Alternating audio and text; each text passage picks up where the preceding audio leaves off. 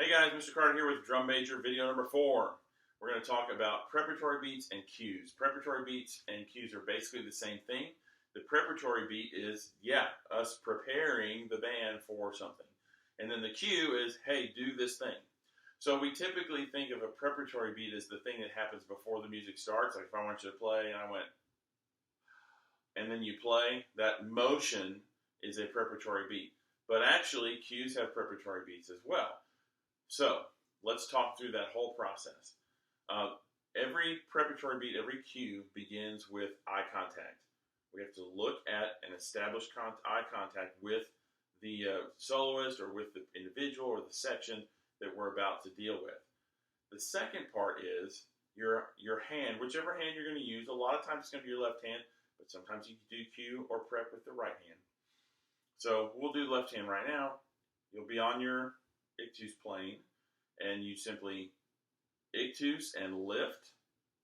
And during that lift, you're very important. You're going to breathe, and then you return back to that plane, and that's when the action is supposed to happen. So eye contact, play. Okay, eye contact, lift and breathe, play. Eye contact, play. So you can practice without any tempo. You have to have a little bit of tempo going, but you don't necessarily need a metronome for this. You can just practice going ta. Now, what do we do with our left hand or right hand, whichever, on the actual moment? Well, that depends on the music. This is an invitation to play. Play something accented, maybe. We're going to play now, big entrance, So there's lots of different things. You can be creative with that. If you're not sure what to do, you don't have to do anything. You can just keep your hand in your relaxed position that you're normally conducting with, and as long as you do the breath, that's the key. So this could be, we're about to start the music and play, okay? Or it could be during the music when we're cueing a soloist or whatever. So it has to be in tempo. Eye contact, breathe, lift off your ictus, and then return to the ictus. Now, here's an exercise that you can do that will prepare you for any cue that you need to do. And you can do this in any time signature, but we're going to do it in 4/4. So I'm going to use my metronome. And of course, I want to start with a preparatory beat. So I'm going to go 1, 2, 3, lift. And conduct. In, out, bounce to the middle, lift up. Okay. Now, if you're still struggling with pattern, you need to get the pattern down first, because this pattern needs to be pretty much on autopilot so that you can concentrate on your cues. So I'm going to cue on count 1. All right. So here it comes. 2, look, 3, prep, cue. 2, 3, ta. 2, look, prep, cue. 2, look, look, look. And you don't have to look 1 beat before. It could be 2 beats before. It could be 3 beats before. Look.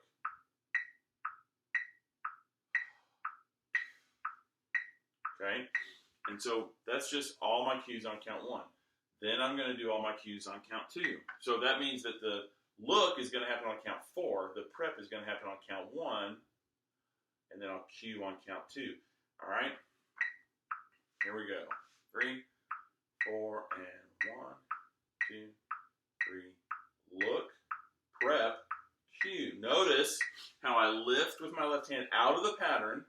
Here, so on count 1, my right hand is still in the pattern. My left hand lifts up out of the pattern, so that I can cue on count 2. 1, 2, 3. Look on count 4.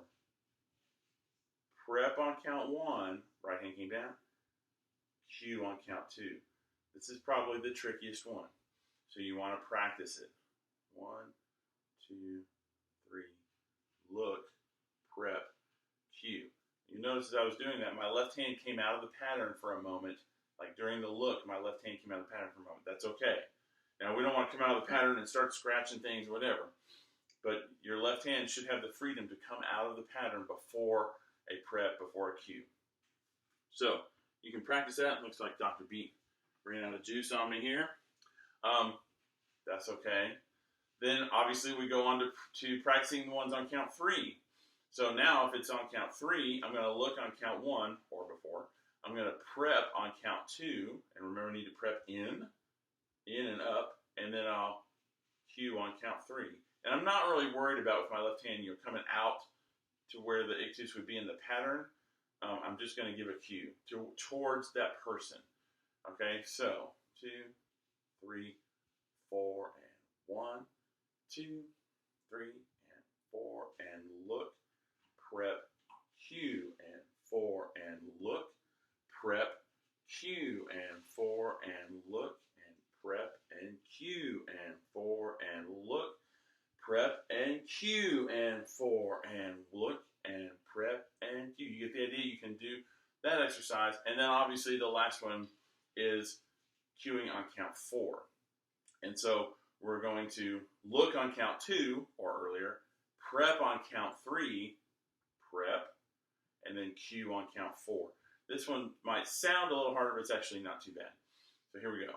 And 1, 2, 3, 4, and 1, and look, and prep, and cue, and 1, and look, and prep, and cue, and okay, you get the idea. So run your metronome slow, about quarter note equals 60, maybe even slower than that. Think about what you're going to do. Look on count 2, prep on count 3, cue on count 4, whatever, and practice it over and over again until you get really comfortable with it. Last thing is releases, because a release is simply a prep and a cue, but it's a special kind of cue.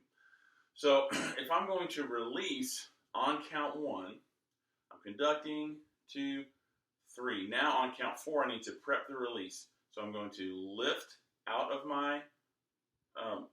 from my ictus, lift 4, and then ictus on count 1.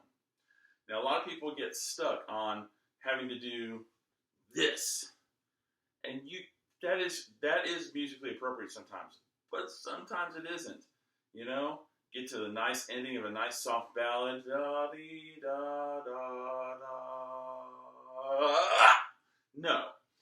So we just sustain and lift off, and we can just give an ictus and bounce away from it, and that will give the release just as clearly. In fact, sometimes more clearly. Okay. So we're circling out. That's the prep part, and then bounce or circle out and off. Notice how I'm trying to return at least close to that plane. So I don't want an off above your head, because we don't. The whole idea of conducting is to be predictable. And if I'm here, I don't know exactly where that bounce is going to happen, and I'm having to guess. But if it's here and then I return to the same place, then visually I know exactly when and where to look for the release. So this is, again, something to practice. So we'll practice with releases on count 1.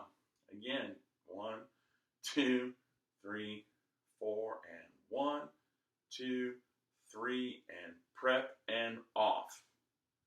Or 1, 2, 3, and prep and off. Now notice on this one, I'm going 1, 2, 3, and then I'm bouncing here again so that I can do the prep and the release. Okay? Now let's do a release on count 2. So we're going to prep on count 1, 3, 4, 1, and release. So here we go. And 1, 2, 3, and 4, and 1, and 2. All right, do that again. And 1, 2, and 3, and 4, and 1, and 2. Okay, practice that. Release on count 3. This is probably the easiest one, because you don't have to adjust your pattern at all. And 1, and 2, and 3, and 4, and 1, and prep, and 3. And then last but not least, releases on count 4. Here we go. And 1, and 2, and 3, and 4, and 1, and 2, and prep, and 4. Okay? Last thing. As a drum major, when you are done with the release, you need to show the group what to do with their instrument. So this will be decided for you. Sorry, I need to, there we go. Screen shut off. But is it a quick horns down? Horns down? Is it a slow horns down?